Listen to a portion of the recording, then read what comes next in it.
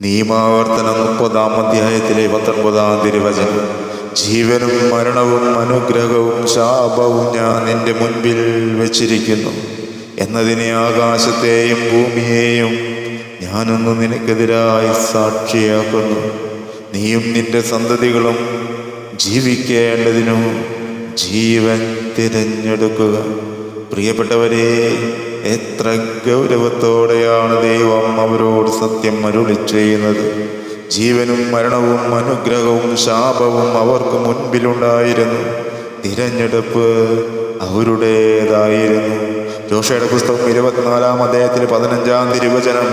കർത്താവിനെ സേവിക്കുന്നതിന് മനസ്സില്ലെങ്കിൽ നദിക്കക്കരെ നിങ്ങളുടെ പിതാക്കന്മാർ സേവിച്ച ദേവന്മാരെയോ നിങ്ങൾ വസിക്കുന്ന നാട്ടിലെ അമോര്യരുടെ ദേവന്മാരെയോ ആരെയാണ് സേവിക്കുക എന്ന് ഇന്ന് തന്നെ തീരുമാനിക്കുകയും ഞാനും എൻ്റെ കുടുംബവും കർത്താവിനെ സേവിക്കും. പ്രിയപ്പെട്ടവരെ, കർത്താവായ യേശുവിൽ നീ വിശ്വസിക്കുക, എന്നാൽ നീ നിന്റെ കുടുംബവും രക്ഷ പ്രാപിക്കും. Praise the Lord. നിർമ്മിച്ച നാഥനെ ആഴിയും മോഴിയും നിർമ്മിച്ച നാഥനെ ആത്മാവിൽ ആരാധിക്കും കർത്താവിനെ നിത്യം സ്തുതിച്ചിടും ഞാൻ. ആത്മാവിൽ ആരാധിക്കും കർത്താവിനെ നിത്യം സ്തുതിച്ചിടും ഞാൻ. പരിശുദ്ധ പരമാ ദിവ്യകാരുണ്യത്തിന് എന്നേരവും ആരാധനയും സ്തുതിയും പുകഴ്ചയും ഉണ്ടായിരിക്കട്ടെ. യെശയ്യായുടെ പുസ്തകം 41-ാം അധ്യായത്തിലെ 10-ാമത്തെ തിരുവചനം. ഭയപ്പെടേണ്ട, ഞാൻ നിന്നോട് കൂടെയുണ്ട്. സംഭ്രമിക്കേണ്ട, ഞാനാണ് നിന്റെ ദൈവം. ഞാൻ നിന്നെ ശക്തിപ്പെടുത്തുകയും സഹായിക്കുകയും ചെയ്യും.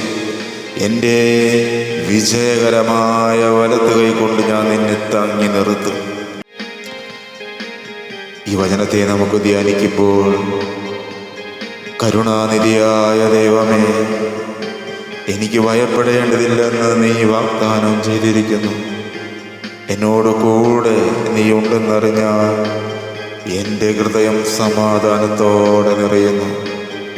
ഈശോ, എൻ്റെ ദൗർബല്യത്തിൽ നീയാണ് കരുത്ത്, എൻ്റെ ഇരുട്ടിൽ നീയാണ് വെളിച്ചം.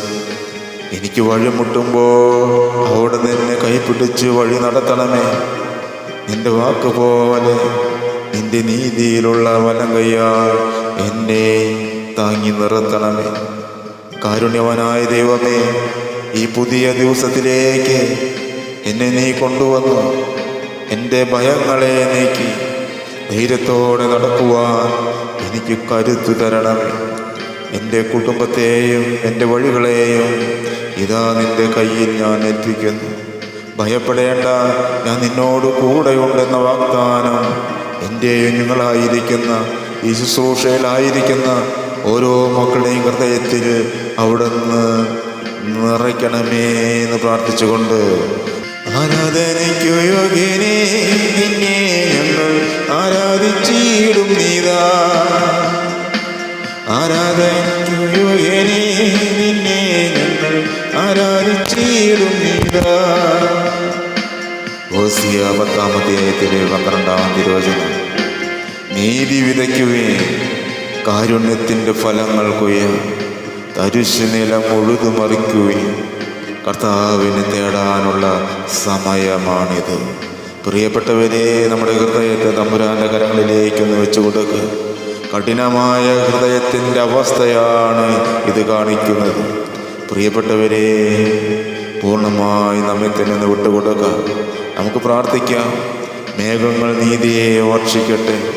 രക്ഷ വിളയേണ്ടതിന് ഭൂമി തുറന്നു വരട്ടെ. അത് നീതിയെ കുളിപ്പിക്കട്ടെ. കർത്താവായി ഞാൻ അത് സൃഷ്ടിച്ചിരിക്കുന്നു. ഈ വിധത്തിലുള്ള മഴയാണ് നമുക്ക് ആവശ്യം. പ്രിയപ്പെട്ടവരെ, ദൈവത്തിൻ്റെ അനുഗ്രഹം നീതിയോടും ന്യായത്തോടും പ്രവർത്തിക്കുന്നതിനെ നമ്മെ പ്രാപ്തരാക്കും. ഈ അനുഗ്രഹമാരി ചൊരിയുന്നതുവരെ നാം ദൈവത്തെ അന്വേഷിക്കണം. അന്വേഷിക്കുകയും എന്നാൽ നിങ്ങൾ കണ്ടെത്തും. ശിവ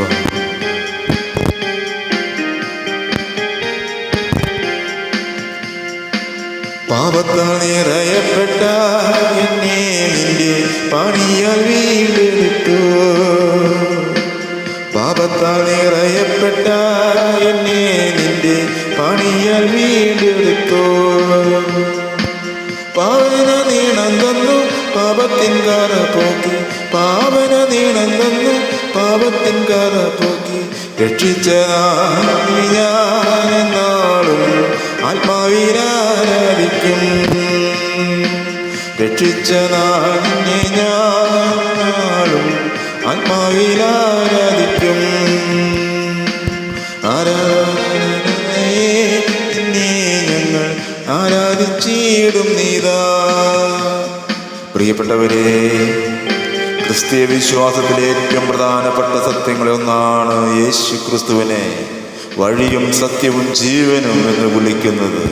യോഹന്നാൻ ശ്ലീഹ 14-ാം അധ്യായത്തിൽ 6-ാം തിരുവചനം യേശു തന്റെ ശിഷ്യന്മാരോട് പറഞ്ഞ വചനത്തിൽ നിന്നാണ് ഇത് ഉരുത്തിരിഞ്ഞത്. ഞാനാണ് വഴി, സത്യം, ജീവൻ. ഞാൻ മുഖാന്തരമല്ലാതെ ആരും പിതാവെങ്കിൽ ചെല്ലുകയില്ല എന്ന്. പ്രിയപ്പെട്ടവരെ, ലോകത്തിൽ നിരവധി മതങ്ങളും ആശയങ്ങളും മനുഷ്യനെ ദൈവത്തെങ്കിലേക്ക് എത്തിക്കുന്നതായി അവകാശപ്പെടുന്നെന്നാൽ യേശു പറയുന്നു, ദൈവത്തിലേക്കുള്ള ഏക മാർഗം, യഥാർത്ഥമായ മാർഗം അവനിലൂടെ മാത്രമാണ് എന്ന്. പാപത്തിൽ മുങ്ങിപ്പോയ മനുഷ്യർക്ക് സ്വന്തം ശക്തിയിൽ ദൈവത്തിൽ എത്തിച്ചേരുവാൻ കഴിയുകയില്ലല്ലോ. ക്രിസ്തുവിൻ്റെ ക്രൂശിലെ മരണവും പുനരുത്ഥാനവും വഴിയാണ് നമ്മെ ദൈവത്തോട് കൂട്ടിച്ചേർക്കുന്നത്. റോമാ 5-ാം അധ്യായത്തിലെ 10-ാം തിരുവചനം. ദൈവത്തിൻ്റെ സ്വഭാവവും പദ്ധതിയും വെളിപ്പെടുത്തിയത് ക്രിസ്തുവാണ്. യോഹന്നാൻ ശ്ലീഹ 1-ാം അധ്യായത്തിൽ 14 മുതൽ 18 വരെയുള്ള തിരുവചനങ്ങൾ. ആകയാൽ ദൈവജനമേ, ക്രിസ്തുവിലുള്ള സത്യം മാറാത്തതും നിത്യവുമാണ്. ഒന്നോർക്കുക പ്രിയപ്പെട്ടവരെ, യേശു ക്രിസ്തു ജീവന്റെ ഉറവിടമാണ്. ആ ദൈവമാണ് ഇന്ന് നമ്മോട് കൂടെ ആയിരിക്കുന്നത്. അവിടെ നിന്നും ജീവിക്കുന്ന ദൈവമാണ്. ആ ദൈവകരങ്ങളിലേക്ക്, ശുശ്രൂഷയിലേക്ക് വലിയ സ്നേഹത്തോടെ ചേർന്നിരിക്കുന്ന ഓരോ മക്കളെയും കുടുംബങ്ങളെയും അവരുടെ ദൈവികമായ ആവശ്യങ്ങളെയും തമ്പുരാനാണ് ഇപ്പോഴത്തെ കരങ്ങളിലേക്ക് വെച്ചു കൊടുത്തുകൊണ്ട് ഒന്ന് ചേർന്ന് നമുക്ക് സ്തുതിക്കാം. Hallelujah, hallelujah, hallelujah. യേശുവേ, ആരാധന, ആരാധന, ആരാധന, ആരാധന, ആരാധന. പരിശുദ്ധാത്മാവേ, നിറയട്ടെ, നിറയട്ടെ, നിറയട്ടെ, നിറയട്ടെ. ആരാധന, ആരാധന, ആരാധന, ആരാധന. ഈശോ, ആരാധന, ആരാധന. ദൈവകൃപയാൽ നിറയട്ടെ, നിറയട്ടെ, നിറയട്ടെ. വരദാനങ്ങൾ കൊണ്ട് നിറയട്ടെ. ആത്മാവേ, പരിശുദ്ധാത്മാവേ, നിറയട്ടെ, നിറയട്ടെ, നിറയട്ടെ, നിറയട്ടെ. എല്ലാ ഇരുട്ടിന് ശക്തികളെ യേശുനാമത്തിൽ ഇപ്പോൾ നീങ്ങിപ്പോട്ടെ, വിട്ടുപോട്ടെ. ആരാധന.